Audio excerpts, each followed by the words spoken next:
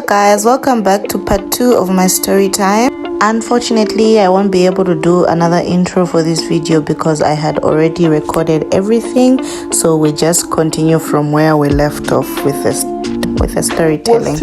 I'm still helping my friend settle in. I just hear somebody screaming from the back. Hey, why is everybody in this house? I'm like, okay, the alcohols have started working. Why is everybody in this house? I've brought alcohol and nobody even wants to say hi. Nobody wants to come out. Should I leave? Outside, and then the people are like screaming from the house saying, no. Yo. We're coming, like we're getting ready and whatnot. He goes like, yeah, this is a pool party. Everybody should be dressed like you're going to the pool. Nobody should be dressed like grandma's here. So initially, he wanted to see people dressed like they're going for a pool party, but hey, Mara, it's a pool party, so why not? People are gonna dress like they're going for a pool party, yeah? Mind you, I was sick at that point, so water for me wasn't really a do, but oh well. The water was looking good, felt good too. So everybody gets dressed up and we all move to the pool. I like find the other girls, they're already there. They've already started like saying hi and whatnot. Others have already started grabbing the drinks. And hey, the drinking starts with people, you know. I look at the house help. She's grabbing a drink too.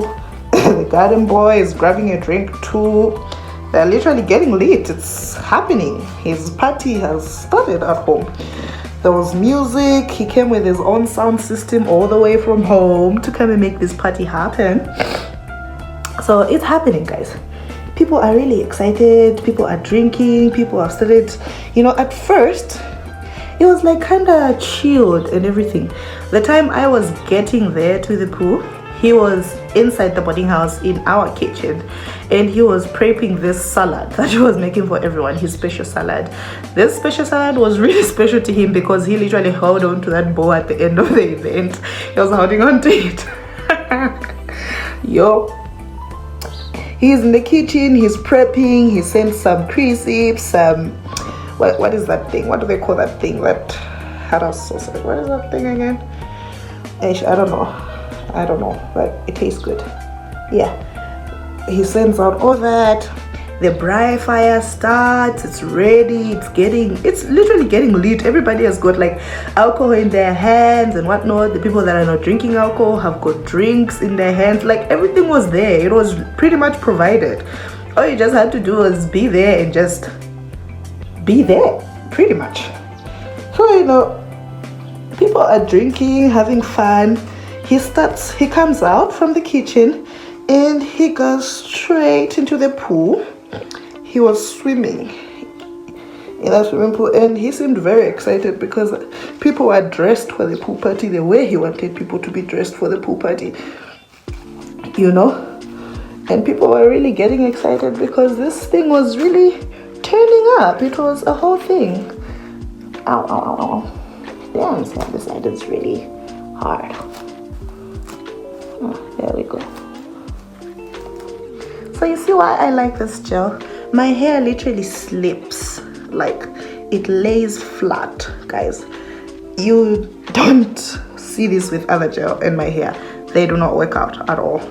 This line might not be straight, but this is how I could get it, guys. So I need to tie this thing at the back and make sure it doesn't shift at all. It doesn't shift. So people are drinking and whatnot. He's jumping into the pool. He's inviting everybody to like get in the water and whatnot. People are getting into the pool. People are getting excited. It's drinks everywhere. It's even time the food is getting ready. It's almost time to eat and whatnot. People are getting drunk, mind you. And games start. People are playing games and whatnot. The entire time, I was drinking. I was drinking and minding my. Oh, excuse me. Oh my God, what's going on? I was drinking and minding my own business most of the time, really, and just trying to make sure people don't misbehave, people don't fall in the water. If you behave out of character, we're like pulling you. If you get drunk, we're like pulling you to go sleep, bro. And besides, what's better than getting drunk from home? You literally just drink and then go sleep. Nothing better than that. Anyway, really, I prefer home drinking than being out there, really. At least when you can get shitty drunk and just go straight to your bed. You don't gotta fight nobody. You don't gotta do nothing. Just sleep and peace is there. Yeah, so pretty much people were drinking. It was all fun and games. So this is me. At that time, my phone was with my friend. I'm gonna call her T-Babe because I love calling her that. T-Babe. My phone was with her at the time. At first, my phone kept on ringing, so I wasn't picking up calls that day because I had some issues. I was avoiding some things anyway. I was avoiding some calls. Some people are so unnecessary. Really, just stress you for nothing.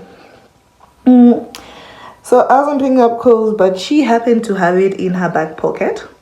And this is the landlord being in the pool tells everybody to line up by the pool edge.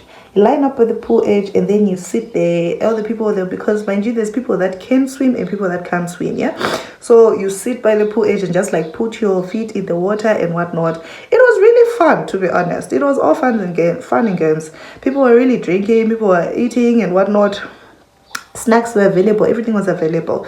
Everybody sits by the edge and he starts pouring shots in everybody's mouth, yeah? He's pouring shots in everybody's mouth. He lines up everybody by the edge, as many people as he could. Others were already drunk by then because we had already taken some inside the house. Everybody seated, so now he starts pouring shots. I was the first one he poured a shot into. I got my shot and I moved away. So look at this scenario. I get my shot. He pours a shot in my mouth, I get a shot.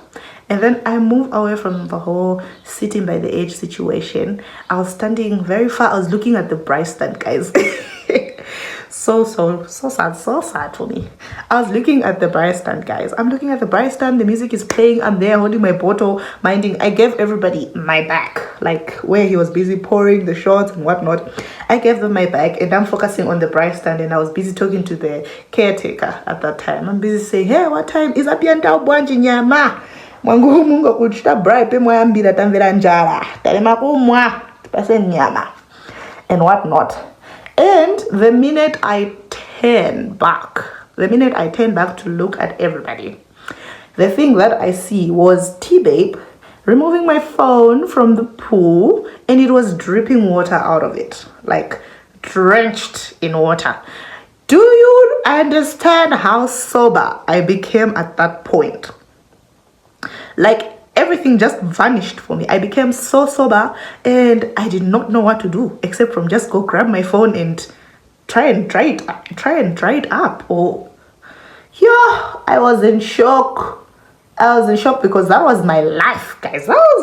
Do you know, I spent 6 months selling perfumes, walking up and down selling perfumes as a university student, trying to raise money to get that phone. I did not do shit to get that phone. I did not do anything sketchy. I did not do anything immoral or anything. I worked hard and I saved up to get that phone for myself. You don't really see that often, with a lot of people. There are a lot of people that are privileged to just get phones. Phones are bought for them and whatnot. I see it being drenched from the water, and I'm wondering what happened. I walk straight to T-Babe and I go grab my phone. I try to dry it up with a cloth. I try to heat it. It's just coming out water, and everybody's just asking me, what's wrong? Hey, what's wrong? T-Babe is trying to explain what happened. I'm just there in my zone and whatnot. And I put it on the side, and I needed to breathe for a while. I needed to breathe for a second before I said anything awful, before I said anything bad. That was definitely going to get me kicked out of that house at that particular time. Anyway, so everybody's just telling me, no, calm down, calm down, it was an accident and whatnot. So I'm okay, yeah, I understand it was an accident, yeah, but that's my phone, guys. That is my life. Do you understand what is in there? Do you understand what I have backed up in there? What I have ready to go out in there? what I have planned, the plans that are in that phone. Do you understand? No, you don't. So that is not just a mistake to me. That is literally murder, damaged, or whatever it is you can call it. At that point, I'm not seeing the mistake. Anyway, there's a party going on. So my other friend, who I'm gonna call Big Booty T, what up, Big Booty T? They like told me to say, no, you calm down. Like it's a party happening right now. At least we cannot have that whole situation blowing up the party and whatnot. We can talk about this later and whatnot. Okay. Oh well, I decided to put the phone on the side for a bit, and while I was trying to convince myself that it's a party, no need for drama right now, my friend gets the phone and goes to put it at the charger. I don't know what was the thought at that particular time, but I suppose she wanted to see if it's still working, and of which it did, because it responded to the charging at that particular time. And then if you know what happens to a phone once it gets in water and then you add electricity on it, the whole system burns. It literally shuts down. The system was fried. I don't even know whether you call it a system or whatever it is that is inside. It was pretty much fried. It was dead. So I'm like telling her to say, like, remove it from the electricity, try and put it in the rice and whatnot. I get back to the party, and now I can't hold myself. I gotta like tell this man to say, yo, you just dropped my phone. You just dropped my phone in water. I want my phone. So everybody's just looking at me at the time, because most of the other guys were drunk, but the people that saw the situation happen were looking at me and wondering like what's gonna happen and whatnot. So I go straight to T-Babe and I ask her to say, what happened? Like, can you explain to me what happened to my phone? I just gave you my back for like 10 seconds and my phone is drenched. What is going on? You are not paying your rent, boo. I'm getting your rent. Whatnot. And then she goes like, no, it's not my fault. It's not my fault. I was seated by the edge of the pool, just like everybody else when we were getting our shots. And the landlord put my leg into the pool. I had your phone in my back pocket. That is what happened. So apparently, while he was pouring shots and whatnot, I'm pretty sure he had finished pouring shots in the mouth and whatnot. Then he decided to like, I think, yeah, she wasn't swimming as well at that time. She wasn't really swimming in the water. She didn't even know how to swim, actually, for that matter. She doesn't know how to swim. So he decides to like grab her leg and then pulls her. Okay, now at this point, you're probably wondering what kind of relationship we have with our landlord. Guys, we're pretty cool. We respect each other. We don't cross each other's boundaries and whatnot. Nothing sexual, nothing immoral. It was straightforward, just having fun. That is the type of person he is. That is the type of person that is how he acts, and that is how he behaves. He has fun, and for him that was mere fun, having swimming and whatnot. To most people it would look immoral, and why would your landlord be doing that and that and that. Guys, my landlord spent most of his life, literally spent half, I think 3/4 of his life in the UK. When he comes back here, he's definitely behaving different. Sorry for putting out his business out there. I don't want to put it out or anything, but that's not the point. The point is, that is the way he is. He's a cool people person, you know, not cool with people that he doesn't know. But once you get to chill with him like that, you tend to realize to say he behaves like that. He's normal. He's like, he wants to have fun with people that he can have fun. He'll provide everything. Let's have fun, and then he leaves. Respectfully, he does not cross anybody's boundaries. He did not disrespect anybody in any way at that particular point in the pool, and everybody understands this from where we come from. We respect him that much. Yeah. So T-Babe explains to me, saying he grabbed her leg and then put her in the water, and of which she had my phone at the back of her pocket, which means if you enter into the swimming pool, it wasn't at the shallow point. Initially, it was already bypassing her waist area, the water, which means the moment she got into the pool, oh my God, guys, I am having a flu and I am dying. I'm going through it. Oh, guys, I did it. Let me like try and style this edge part or something like that. So he pulls her, and initially her waist is already in water, which means my phone is already getting drenched.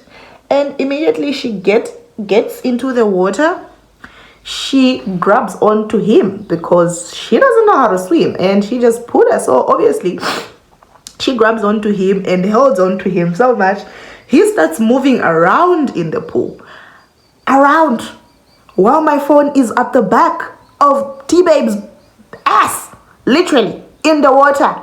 And they moved around the pool and they came out, and that's when she realized to say she had my phone in the back of her pocket and it was drenched. That was the time that I was literally, when I was looking behind and having that whole argument with okay, that wasn't an argument, having a whole back and forth with my caretaker about the chicken and the meat and him delaying to braai.